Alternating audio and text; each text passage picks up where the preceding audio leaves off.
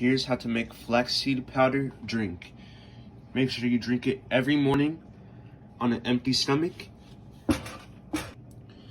If you want, you can put lemon juice or apple cider vinegar or raw unfiltered honey.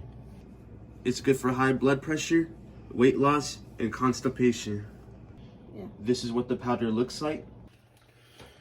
And when you're cooking it, make sure you don't cook it for too long so that the smoke doesn't rise. And if it does rise, just put this. Now you see how it's popping everywhere?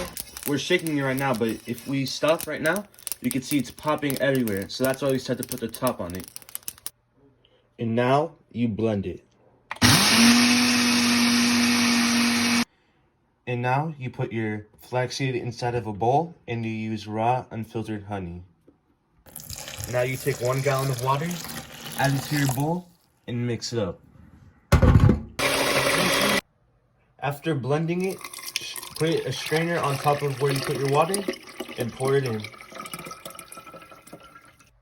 After you're finished, put it in the refrigerator and drink it once every day in the morning, and you're done. It has a lot of vitamin D, and it can help out your blood pressure. You'll see results in weeks.